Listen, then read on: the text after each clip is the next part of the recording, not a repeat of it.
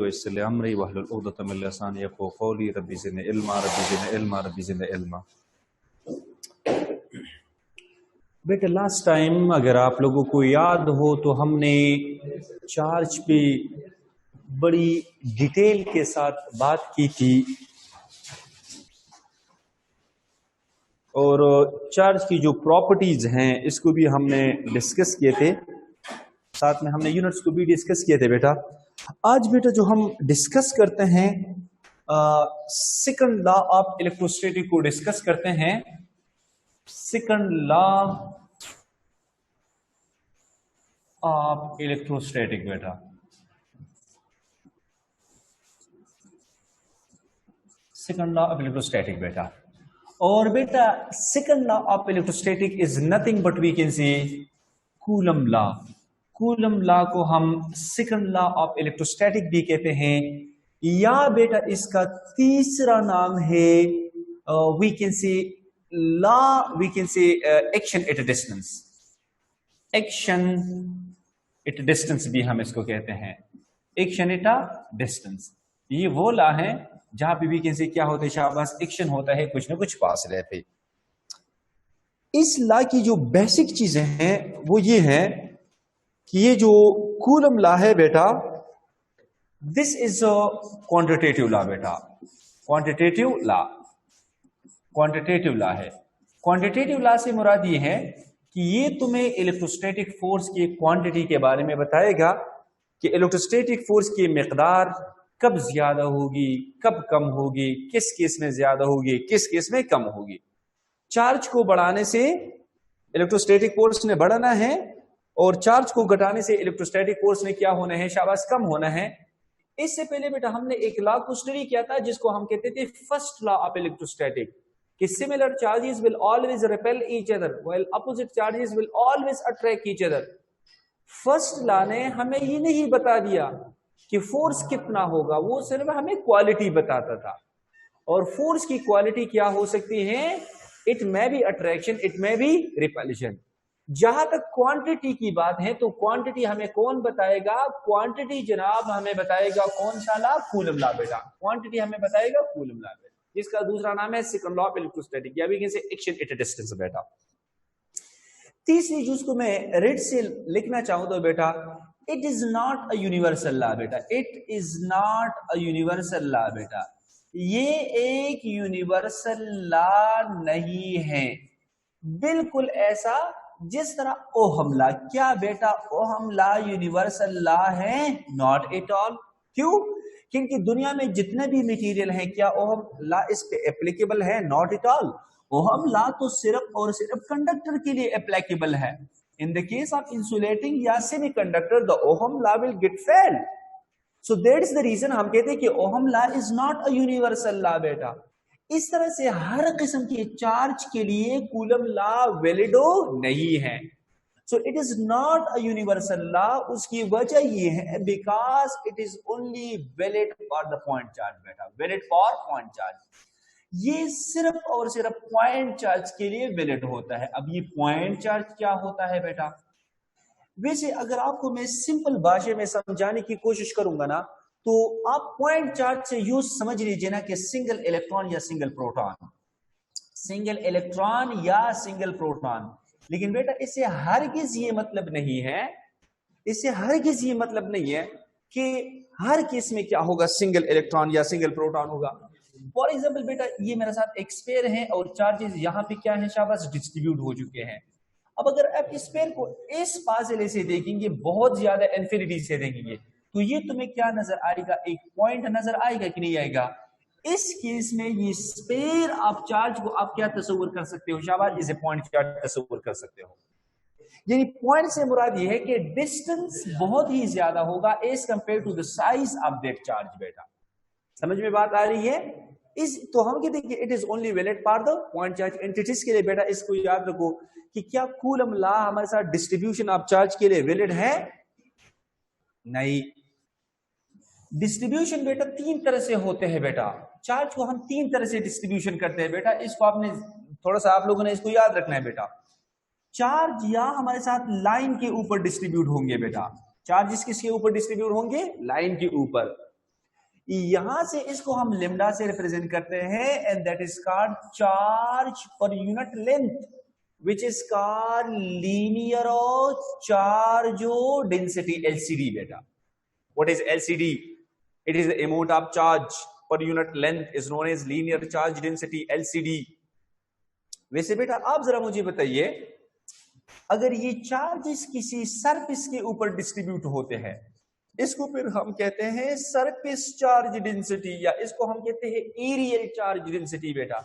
इसके दो नाम हैं, सरफेस और चार्ज डेंसिटी, सरफेस चार्ज और शाबाश डेंसिटी, या इसको हम कहते हैं एरियल डेंसिटी बेटा। एरियल का मतलब है एरिया से निकला है, एरियल डेंसिटी, लेकिन इसको हम सिंपल अल्फाज में किससे रिप्रेजेंट करते हैं शाबाश, सरफेसो चार्जो डेंसिटी एससीडी।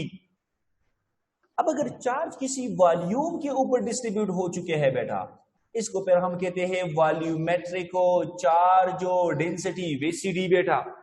अच्छा, ये जो सरफेस चार्ज डेंसिटी है इसको हम सिग्मा से रिप्रेजेंट करते हैं। इसका फॉर्मूला क्या होगा शाबाश, चार्जो पर unit area is known as surface charge density. Volumetric charge density क्या होगा, चार्जो पर unit volume is called volumetric charge density बेटा। सो याद रखो बेटा, ना तो बेटा आप लोग कूलम लॉ को लाइन चार्ज डेंसिटी के ऊपर अप्लाई कर सकते हो, ना आप इसको सरफेस चार्ज डेंसिटी के ऊपर अप्लाई कर सकते हो, ना आप इसको वॉल्यूमेट्रिक चार्ज डेंसिटी के लिए अप्लाई करते हो।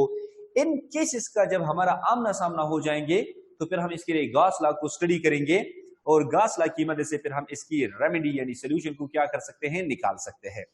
सो बेटा द मोस्ट इंपॉर्टेंट थिंग, अगर आपसे मैं पूछूं, आपसे बेटा मैं क्वेश्चन पूछना चाहता हूं, what is the unit of lambda line charge density that is equal to Coulomb divided by we can see what शाबाश मीटर बेटा। जरा अब इसको सीजीएस में लिखो शाबाश, सॉरी ये कूलम है, ये सीजीएस में ऐसे बनेगा E is U divided by we can see what शाबाश सेंटीमीटर। अच्छा, सिग्मा क्या होते हैं, चार्ज पर यूनिट क्या होता है, एरिया। तो यहाँ पे चार्ज को हम कूलम लिखते हैं, यहाँ पे मीटर का स्क्वायर बन जाएगा, यहाँ पे we can say E is you हो जाएगा, साथ में क्या बनेगा, सेंटीमीटर स्क्वायर बनेगा बेटा। अच्छा, what is we can say that is rho, volumetric charge density क्या होगा, charge per unit volume that is equal to बेटा V divide by metre cube, coulomb divide by metre cube, and that is equal to we can say E is U divide by we can say yes that is metre cube, centimetre cube. समझ में बात आ रही है बेटा, E is U divide bye centimetre cube बेटा, ये क्या है, सेंटीमीटर और क्यूब है। समझ में बात आ रही है। तो ये हमारे साथ क्या है शाबाश बेटा, this was just the introduction to we can say the Coulomb law. अब आज जो जनाब कूलम लॉ पे डायरेक्ट आते हैं, इसको हम डिस्कस करते हैं कि कूलम लॉ क्या है बेटा। बेटा जरा मुझे बताइए शाबाश, Coulomb law is quantitative law या qualitative law? Quantitative law. Coulomb law is universal law या not universal law? It is not a universal law because it is only valid for the point charges. What is the second name of Coulomb law? It is also called we can see second law of electrostatic, या we can say action at a distance law, we can say action at a distance। ये सारे के सारे इसके क्या है शाबाश, we can say नाम है बेटा। For example we can see जो Coulomb law है, आपको पता है ना इसकी मैथमेटिकल फॉर्म क्या है शाबाश, F is equal बेटा we can say Q1 Q2 divided by we can say R square। This is called we can say Coulomb law बेटा। This is the mathematical form of Coulomb law। वैसे equation number 1, if I suppose this equation number 1, ये मुझे क्या बताता है कि if R approaches to infinity, if R approaches to infinity, this implies that force approaches to zero बेटा। फासिला बढ़ाने से फोर्स ने क्या होना है, कम होना है। if R approaches to zero, ये चीज अगर जीरो को अप्रोच करेगा तो we can say force will be approaches towards शाबाश we can say infinity वगैरह वगैरह। समझ में बात आ रही है। and that is the reason बेटा, this is R, this one is F। so if graph is drawn over here, this will be hyperbola बेटा। if a graph is drawn between the electrostatic force and the distance which is separated by the two charges is drawn, then we can say what शाबाश, this will give us hyperbola बेटा। and that is में बेटा इससे बड़े जबरदस्त question आते हैं। पहले के को आप खैर छोड़ दें। वैसे बेटा आप जरा मुझे बताइए, F इज इक्वल टू के Q1 Q2 divided over R का स्क्वायर, ठीक है बेटा। अच्छा बेटा if both charges are double बेटा, चले, if both, अब question number 1, if both charges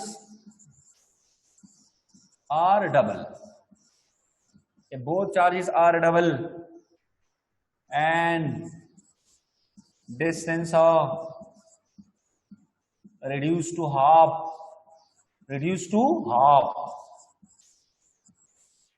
then percentage change in force will be dash, option number A में हम लिखते हैं जनाब 400%, ऑप्शन नंबर बी में लिखते हैं 4%, ऑप्शन नंबर सी में लिखते हैं 1600%, ऑप्शन नंबर डी में लिखते हैं 1500%। बेटा आई एम सॉरी, ये 15 है, ये क्या है 15 है बेटा। एप्पल के साथ कौन एग्री है? Raise your hand, raise your hand. Apple के साथ कौन एग्री है? If both charges are double and distance between a distance is reduced to half of the original value, then the percentage force will be dash. Percentage increase or decrease will be dash. चले बेटा, Hifza raised hand, मतलब आप ए के साथ agree हो बेटा। हिफ्जा बेटा you are wrong.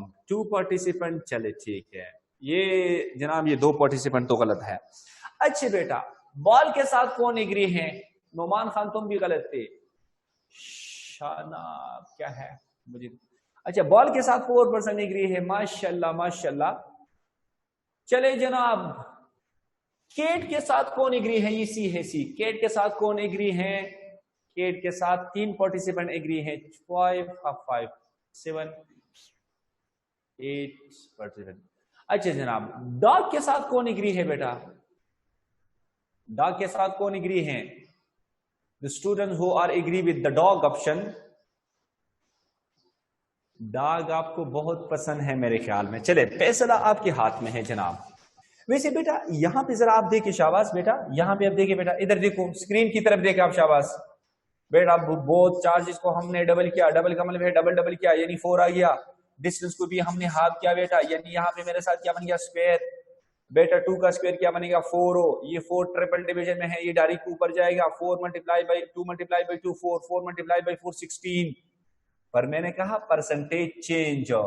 तो मैंने आप लोगों को क्लास में एक बात बताई थी बेटा, कि जब भी आप चेंज को निकालना चाहते हो ना, चेंज को, तो इसके शॉर्टकट ये है कि टाइम्स -1 बेटा, टाइम्स -1 मल्टीप्लाई बाई 100%। जरा बेटा तुम ईमान से बोलो, कितना टाइम्स इंक्रीज आ चुका है? शाबाश, 16 इंक्रीज आ चुका है कि नहीं? 16 टाइम्स।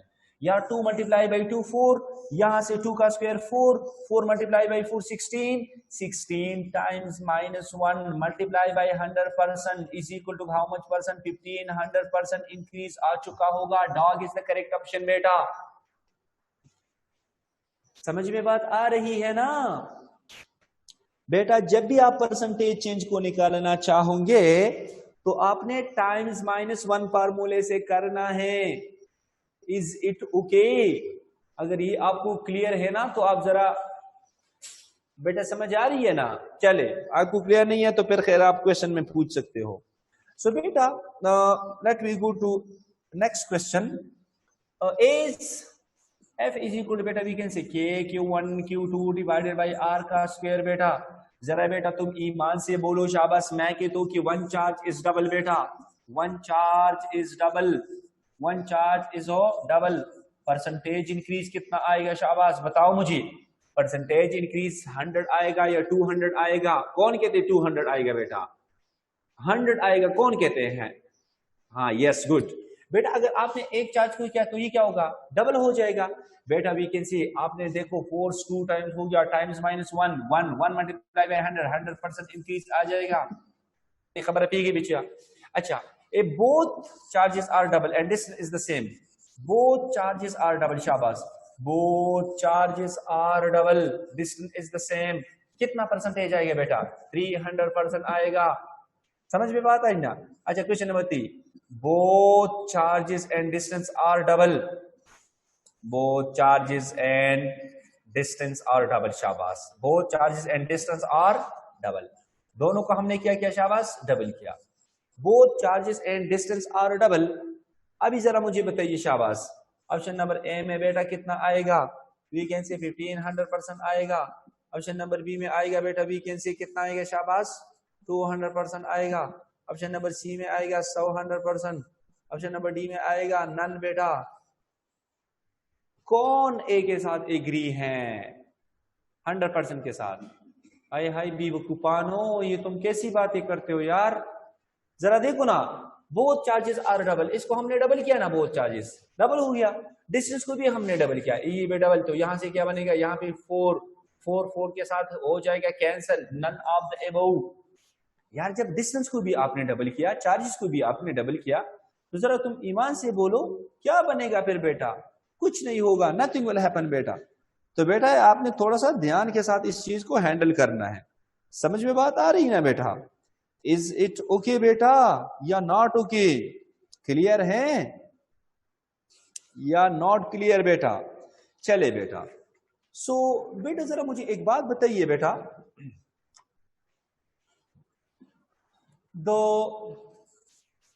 देखो हमारा तो गोरी पीछे का, the electrostatic force between two up quarks is dash। Option number A में मैं ऐसा लिखूंगा बेटा, ऑप्शन नंबर ए में the electrostatic force between the two up quarks is dash. मैं लिखता हूं बेटा K E square divide by 9। Option number B में मैं लिखता हूँ 2ke² divide by 9। Option number C में मैं लिखता हूँ बेटा 4ke² divide by 9। Option number dog में मैं लिखता हूँ कैन नॉट बी कैलकुलेटो। बेटा डॉग के साथ कौन एग्री है? Raise your hand. डॉग के साथ कौन एग्री है? ओए बस बस बस बस, गुजारा करो, गुजारा करो, थोड़ा गुजारा करो।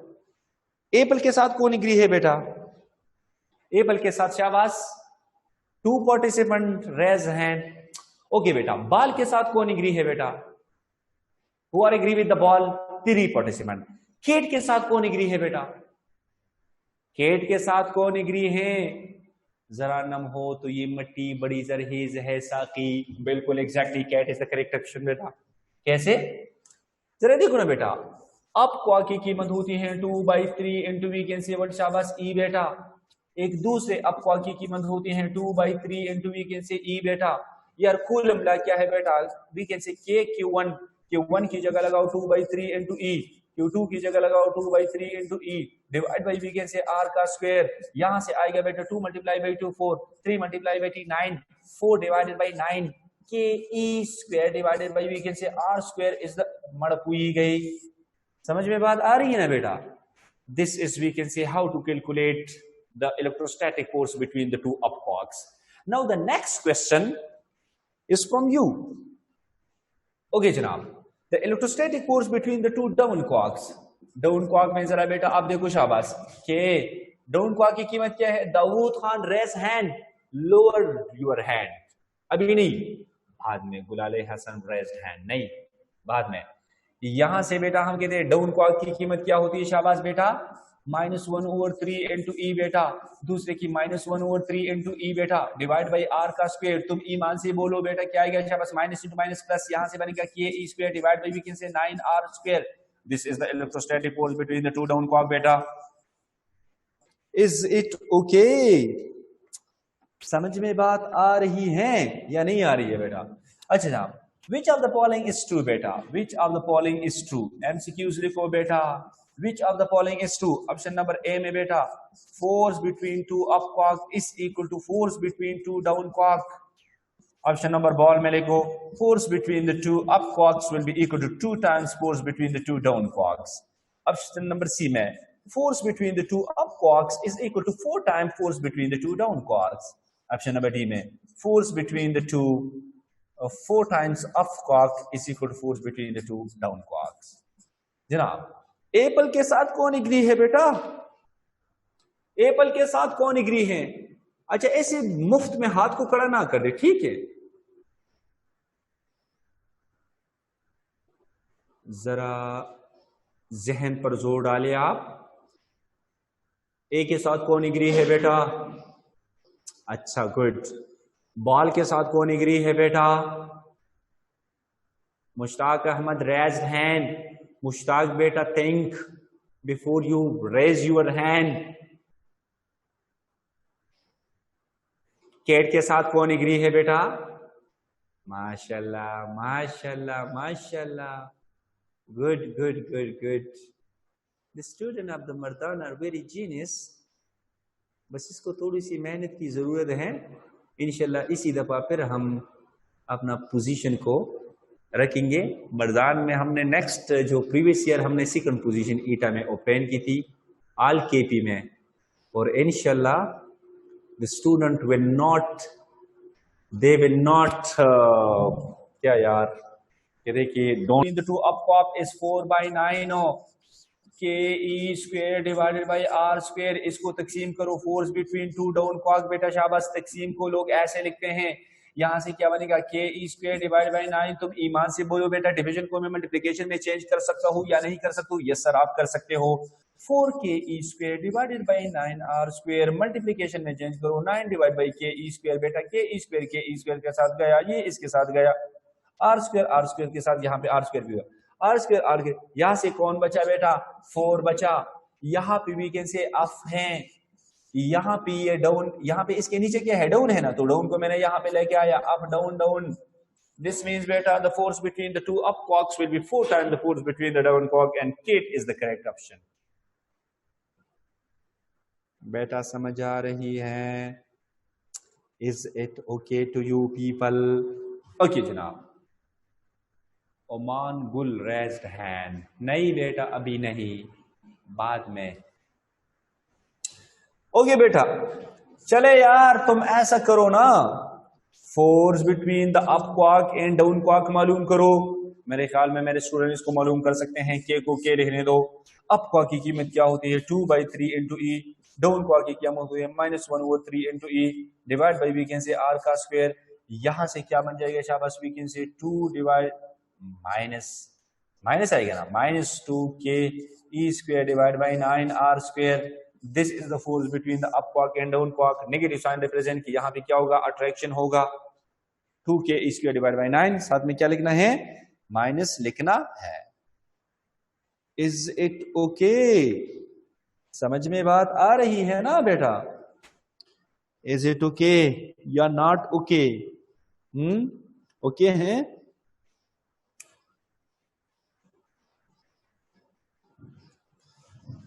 तो जनाब सिर्फ स्टार्ट हमने लिया, आगे जाकर डिटेल में हम बात करना चाहते हैं इस पे। सो बेटा यहां पे जो इलेक्ट्रोस्टैटिक फोर्स है, दो किस्म के फोर्स होते हैं। एक हमारे साथ दो किस्म के नहीं, 4 किस्म के फोर्स हैं। ये चार्ज की वजह से होते हैं इलेक्ट्रोस्टैटिक फोर्स। ग्रेविटेशनल फोर्स किसकी वजह से होती है? मैस की वजह से होती है। किसकी वजह से होती है? मैस। अच्छा, ग्रेविटेशनल फोर्स हमेशा के लिए क्या होगा? अट्रैक्टिव इन नेचर होगा। ये हमारे साथ अट्रैक्शन एंड रिपल्शन दोनों हो सकती है। अट्रैक्शन रिपल्शन प्लस क्या होगा? अट्रैक्शन होगा। अट्रैक्शन प्लस हो रिपल्शन।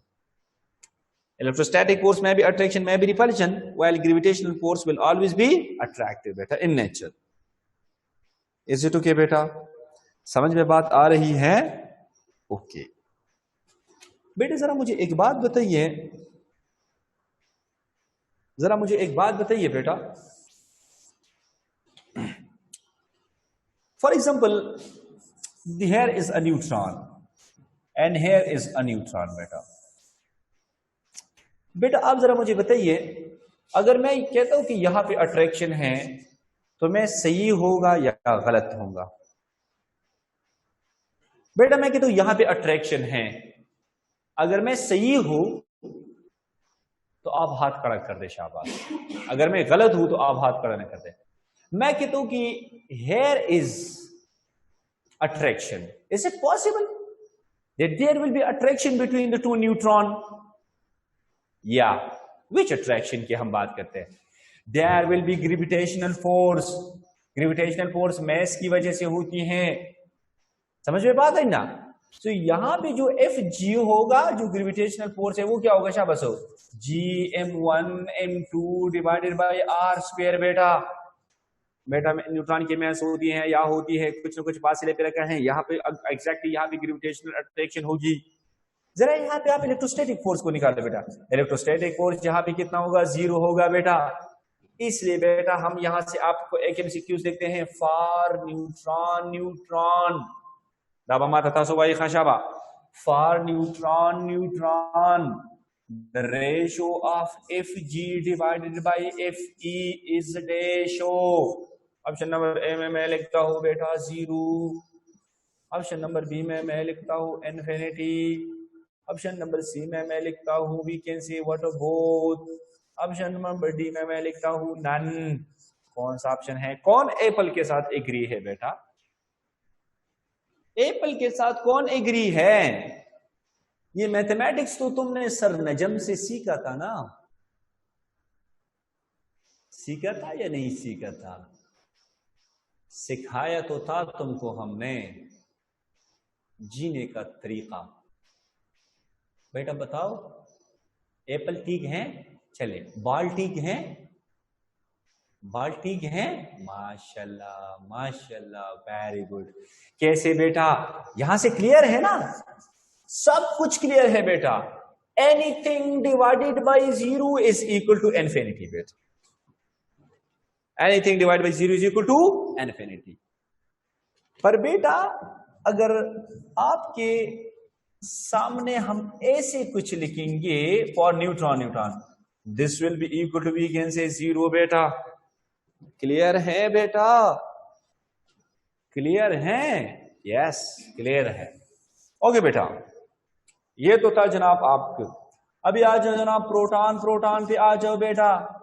प्रोटॉन प्रोटॉन में ग्रेविटेशनल तो होगा, एफ जी तो होगा बेटा। क्या होगा शाबाश?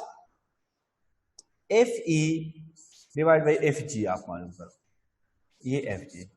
बेटा तुम मुझे एक बात बताओ, इलेक्ट्रोस्टैटिक फोर्स ज्यादा पावरफुल है या ग्रेविटेशनल फोर्स? बेटा याद रखो बेटा, याद रखो, electrostatic force is more powerful as compare to gravitational force. Gravitational force वाहिद वो फोर्स है जो लॉन्ग रेंज फोर्स तो है, लेकिन सबसे वीकेस्ट फोर्स है among all forces। Which of the following is weakest force among all basic forces? We can say gravitational force. Which are long range force? Gravitational force। बेटा आप मेरे मुंह पे यकीन करो, मैंने कैलकुलेशन किया है। जब हम एफ ई को हमने इस तरह निकाला है बेटा, के इंटू ई पे है 1.602 इंटू 10⁻⁻19 कूलम, दूसरा भी है तो मैंने स्क्वायर लिया है। इसको हमने फॉर एग्जांपल 1 मीटर के फासले पे रखा है। फिर मैंने इस चीज को इस्तेमाल किया, एफ जी बेटा that is equal to G mass of the proton है, mass of proton, mass of another proton divided by we can say 1 metre का स्क्वायर। जब मैंने कैलकुलेटर से ही किया था ना बेटा, तो इधर से रेशो कितना आ रहा था? रेशो यहां से आ रहा है 10⁻36 बेटा। बेटा इसका मतलब ये है the electrostatic force between the to proton is 10⁻36 times is the gravitational force. बेटा इलेक्ट्रोस्टैटिक फोर्स इतना कवी है, इतना मजबूत है। कितना मजबूत है? 10⁻36 टाइम्स बेटा। समझ में बात आ रही है ना बेटा? ये आप लोगों ने बड़ी गौर के साथ सुनना है बेटा। F G gravitational force divided by F E is equal to बेटा व्हाट? शाबाश, इक्वल टू क्या होगा? ऐसा होगा 10⁻⁻30 ऐसे। ठीक है ना बेटा? यानी कि आप इधर आएंगे डिवीजन नीचे तो ऊपर जाकर ये क्या बन जाएगा? प्लस। अच्छा, न्यूट्रॉन न्यूट्रॉन का हो गया, प्रोटॉन प्रोटॉन का हो गया। अब आ जाओ इलेक्ट्रॉन इलेक्ट्रॉन पे आ जाओ बेटा। इलेक्ट्रॉन इलेक्ट्रॉन पे, इलेक्ट्रॉन इलेक्ट्रॉन पे आ जाओ बेटा। इलेक्ट्रॉन के लिए F E divided by F G. देखो इलेक्ट्रॉन के लिए एफ ई उतना ही होगा जितना दो प्रोटॉन प्रोटॉन के है बेटा। इसके बीच में इलेक्ट्रोस्टैटिक फोर्स ज्यादा होगा या इसके बीच में बेटा? That will remain the same. Electrostatic force तो चार्ज की वजह से है। लेकिन इलेक्ट्रॉन के लिए ये चीज क्या होगा, ये कम होगा, इनके मैस की वजह से है। तो इलेक्ट्रॉन का मैस प्रोटॉन के मैस से क्या है, कम है, ये कम पे तकसीम होगा, रेशो ज्यादा आएगा, इसी वजह से यहाँ पे रेशो क्या बनेगा शाबाश, 10⁻⁴ क्या बनेगा, 10⁻⁴ बनेगा। इज इट ओके बेटा? इलेक्ट्रॉन इलेक्ट्रॉन के बीच में, इलेक्ट्रॉन इलेक्ट्रॉन के बीच में 10⁻⁴ होगा। इसका मतलब ये है कि जो इलेक्ट्रोस्टैटिक फोर्स है वो 10⁻⁴ times is the gravitational force बराबर है। Just imagine, electrostatic force is much more stronger as compare to we can see the gravitational force. यहां पे जहन में एक क्वेश्चन आता है, क्वेश्चन ये है कि बेटा जरा आप मुझे बताइए, न्यूक्लियस के अंदर क्या होते हैं, प्रोटॉन होते हैं। न्यूक्लियस के अंदर क्या होते हैं, प्रोटॉन। न्यूक्लियस के अंदर प्रोटॉन होते हैं। ये प्रोटॉन और ये प्रोटॉन एक दूसरे को रिपेल करता है बेटा।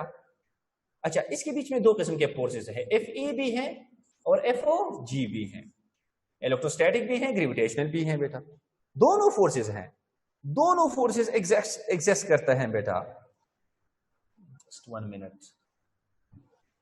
दोनों फोर्सेस एग्जिस्ट करते हैं, तो फिर होनी चाहिए कि ये प्रोटॉन एक प्रोटॉन दूसरे प्रोटॉन को क्या करते हैं, रिपेल करते हैं। रिपेल करने के बाद ये इस न्यूक्लियस को क्या होनी चाहिए, तबाह होनी चाहिए, लेकिन ऐसा होता नहीं है। क्यों? इसलिए अब बेटा इस बात पे इक्तिफा ना करे कि यहां पे ग्रेविटेशनल फोर्स है, ये तो बहुत कमजोर है, ये तो बहुत ताकतवर है बेटा। फिर होनी चाहिए कि प्रोटॉन प्रोटॉन को बाहर खींचे। फिर इधर एक और कंसेप्ट आता है जिसको हम कहते हैं स्ट्रॉन्ग न्यूक्लियर फोर्स बेटा, स्ट्रॉन्ग न्यूक्लियर फोर्स। ये स्ट्रॉन्ग न्यूक्लियर फोर्स इस इलेक्ट्रोस्टैटिक फोर्स से मच मोर क्या होते हैं शाबाश, ताकतवर होते हैं। अगर प्रोटॉन प्रोटॉन के बीच में स्ट्रॉन्ग न्यूक्लियर फोर्स ना होता तो याद रखो न्यूक्लियस का एग्जिस्टेंस फिर नहीं होता, फिर न्यूक्लियस एग्जिस्ट नहीं होता। एक प्रोटॉन दूसरे प्रोटॉन को न्यूक्लियस से बाहर निकालते।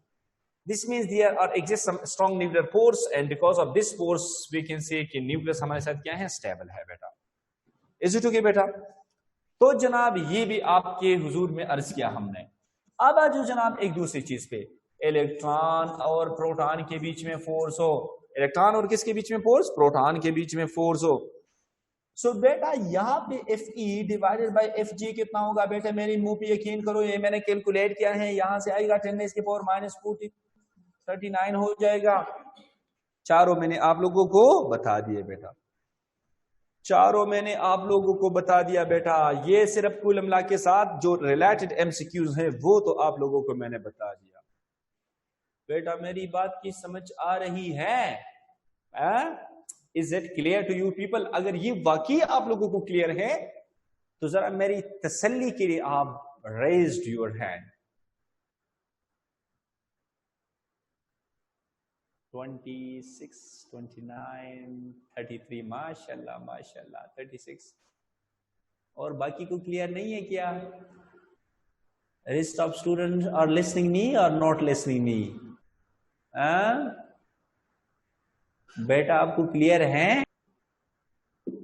ओके बेटा, 9 participant raised hand. ओके बेटा थोड़ा सा आप मुझे बताइए, F इज इक्वल टू के Q1 Q2 divided by R square. मोटी मोटी चीजें हमने डिस्कस किया बेटा, मोटी मोटी चीजें हमने डिस्कस किया बेटा।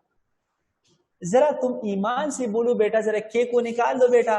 K is equal to FO R square divided by Q1 and Q2 बेटा। अच्छा इसके यूनिट क्या बनेगा शाबाश?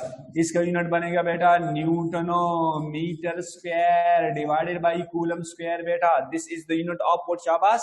K. Coulomb constant, direct constant, in system international.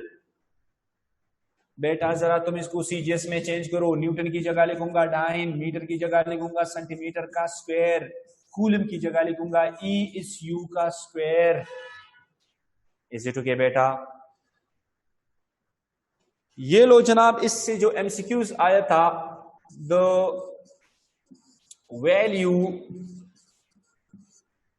Of k in CGS system Mahwish जेब रेज्ड हैंड। बेटा लास्ट में फिर पूछेंगे, CGS system is dash.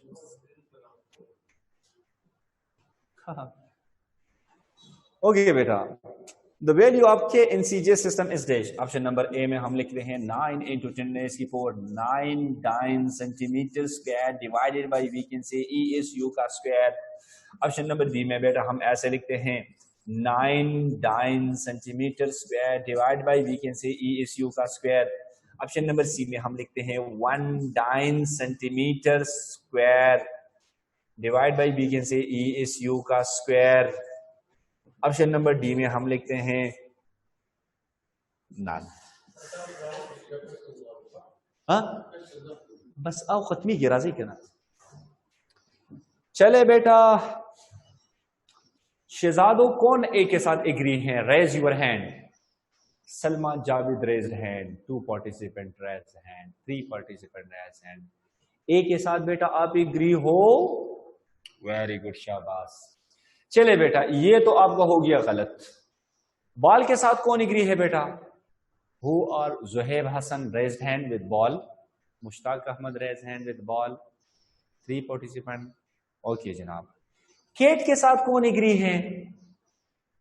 Cat के साथ कौन एग्री है?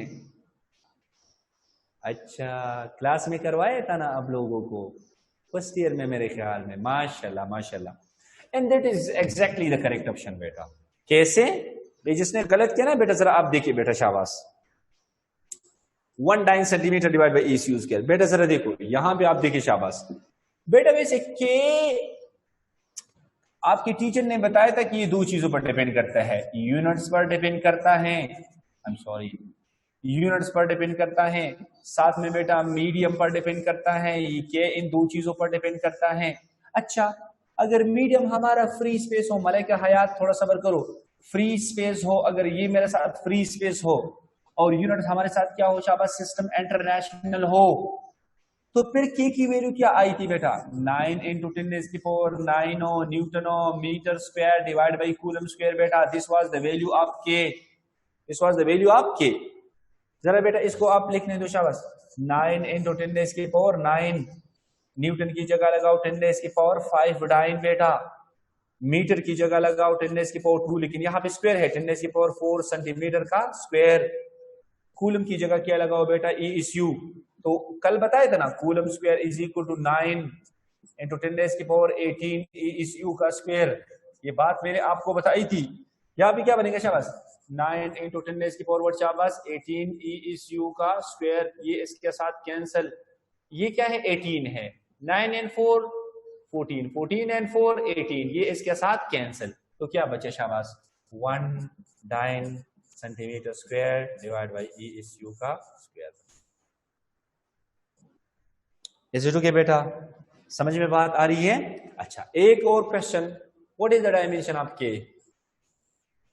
के का डायमेंशन क्या होगा शाबाश? ये इसको मैं डायरेक्ट सॉल्व करता हूं बेटा। यूनिट क्या है बेटा? Newton metre square divide by coulomb square. याद रखो बेटा अक्सर स्टूडेंट यहाँ पे कूलम को कन्वर्ट नहीं करते। मैंने कहा कि डायमेंशन को हमेशा तुमने बेस में लिखना है, तो न्यूटन की जगह क्या लिखो? Kilogram metre divide by second square. यहाँ पे लिखो मीटर स्क्वायर को अपनी जगह पर, कूलम स्क्वायर की जगह क्या लिखो? Ampere square into second square. बताया था आप लोगों को चार्ज में मैंने। यहाँ पे बनेगा ampere square into we can say second square.